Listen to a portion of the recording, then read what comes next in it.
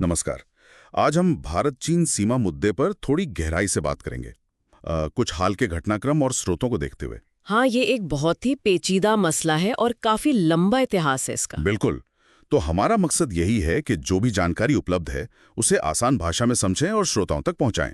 शुरुआत करें तो ये पूरा मामला जुड़ा है वास्तविक नियंत्रण रेखा मतलब एलएसी से। बिल्कुल। करीब आप मान लीजिए 3800 किलोमीटर लंबी है ये। और सबसे बड़ी बात यह है कि इसका सीमांकन मतलब डिमार्केशन हुआ ही नहीं है। हाँ बिल्कुल।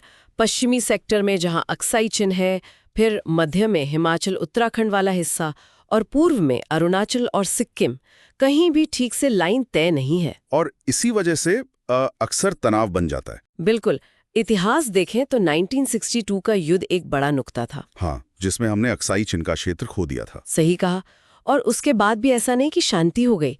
1967 में भी झड़पें हुई थी, जैसे चोला और नाथुला में। लेकिन कोशिशें भी हुई तनाव कम करने की, वो जो समझौते हुए थे। हाँ हाँ बिल्कुल। विश्वास बहाली के लिए कई समझौते हुए, 1993 में, फिर 96 में, 2005, 2013 में वो बीडीसी आया था, सीमा रक्षा सहयोग समझौता। हाँ। इसका मकसद था कि भाई जमीन पर शांति बनी रहे, विश्वास बढ़े।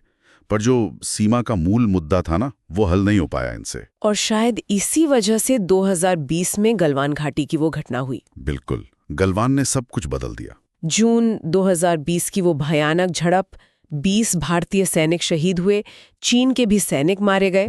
1962 के बाद ये सबसे खतरनाक टकराव था। हाँ, और इसने जो पिछले कई सालों में थोड़ी बहुत विश्वास बहाली हुई थी, उसे लगभग खत्म ही कर दिया। नतीजा ये हुआ कि 4 साल तक एलएसी पर भारी मिलिट्री बिल्डअप रहा। बहुत ज्यादा। ऐसा पहले कभी नहीं देखा गया था। फिर अक्टूबर 2004 में जाकर एक समझौता हुआ। अच्छा, उसमें क्या हुआ? उसमें कुछ जगहों पर 2020 से पहले वाली जो गश्त की व्यवस्था थी वो बहाल की गई और कुछ बफर जोन बनाए गए, छोटे छोटे। तो इससे जमीनी तनाव कुछ कम हुआ होगा। हाँ, कुछ हद तक तो हुआ, लेकिन जो सैन्य तैनाती है वो अभी भी काफी ज्यादा है पहले के मुकाबले। और हाल फिलहाल में कुछ मिले जुले से संकेत आ रहे हैं ना। हाँ, एक तरफ तो देखिए भारतीय तीर्थयात्रियों के लिए कैलाश मानसरोवर यात्रा फिर से शुरू हुई है। ये एक सकारात्मक बात मानी जा रही है। ये एक अच्छा संकेत है। हाँ, सांकेतिक तौर पर महत्वपूर्ण है, लेकिन दूसरी तरफ चीन वो अरुणाचल प्रदेश को लेकर अपनी हरकतें बंद नहीं कर रहा, जिसे वो जंगनान कहता है। हाँ, वहाँ जगहों के नाम बदलने की कोशिश कर रहा है। भारत ने जाहिर है इसका कड़ा विरोध किया है। तो ये दिखाता है कि दावेदारी का जो मूल झगड़ा है वो अभी भी वैसा का वैसा है। बिल्कुल।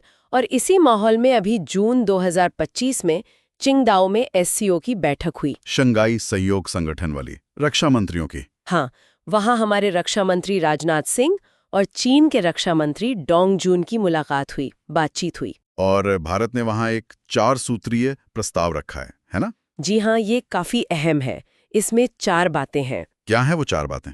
पहली बात तो ये कि जो अक्टूबर 2024 वाला डिसएंगेजमेंट समझौता है उसका पूरी तरह से पालन किया जाए। ठीक है। दूसरा, डी-एस्केलेशन मतलब सैनिकों की संख्या कम करने की प्रक्रिया जारी रहे। ये भी जरूरी है। तीसरा, और ये महत्वपूर्ण है, सीमांकन और परिसीमन मतलब बॉर्डर डिमार्केशन और डीलिमिटेशन का काम तेजी से आगे बढ़ाया जाए। कच्चा मतलब मूल मुद्दे पर फोकस। हाँ, और चौथा, जो विशेष प्रतिनिधि यानी एसआर लेवल की बातचीत का मैकेनिज्म है उसका सही इस्तेमाल हो। तो ये तीसरा और चौथा पॉइंट मतलब सीमांकन और एसआर टॉक्स पर जोर देना, क्या ये दिखाता है कि भारत अब सिर्फ तनाव कम करने से आगे बढ़कर स्थायी समाधान चाहता है? बिल्कुल, ये संकेत तो यही देता है कि भारत अब सिर्फ पैचवर्क नहीं बल्कि जो दशकों पुरानी जड़ है समस्या की उसे हल करना चाहता है। लेकिन ये आसान नहीं होगा। क्यों? राजनीतिक संवेदनशीलता। हाँ, सीमांकन बहुत ही संवेदनशील राजनीतिक मुद्दा है दोनों देशों के लिए। एक और बात जो दिमाग में आती है वो है आर्थिक पहलू। क्या चीन किसी तरह का आर्थिक दबाव भी बना सकता है? ये एक चिंता जरूर है। कुछ एक्सपर्ट्स मानते हैं कि चीन जैसे रेयर अर्थ्स हैं या फर्टिलाइजर्स या कुछ मशीनरी जिन पर भारत निर्भर है, उनका निर्यात कंट्रोल करके दबाव बनाने की कोशिश कर सकता है। अच्छा, ये तो मामले को और उलझा देगा। हाँ बिल्कुल। तो अगर हम सारी चुनौतियों को एक साथ देखें तो सबसे बड़ा मुद्दा शायद वो विश्वास की कमी है जो 2020 के बाद बहुत बढ़ गई है। निश्चित रूप से ट्रस्ट डेफिसिट बहुत बड़ा फैक्टर है। फिर वो एलएसी का असीमांकित होना मतलब लाइन का तय न होना, और सीमांकन की अपनी पेचीदगियां। और इन सबके ऊपर वो बड़े वाली जियोपॉलिटिक्स। हाँ, जैसे इंडो पैसिफिक में जो चल रहा है, चीन पाकिस्तान के रिश्ते, ये सब चीजें इस सीमा विवाद को और जटिल बना देती हैं। तो कुल मिलाकर तस्वीर ये है कि एक तरफ डिप्लोमेसी चल रही है, जमीन पर थोड़ी शांति बनाए रखने की कोशिश है, हाँ, लेकिन दूसरी तरफ गहरा अविश्वास है और मूल मुद्दे वैसे के वैसे ही हैं। एक बहुत नाजुक संतुलन। एकदम सही कहा, एक नाजुक संतुलन।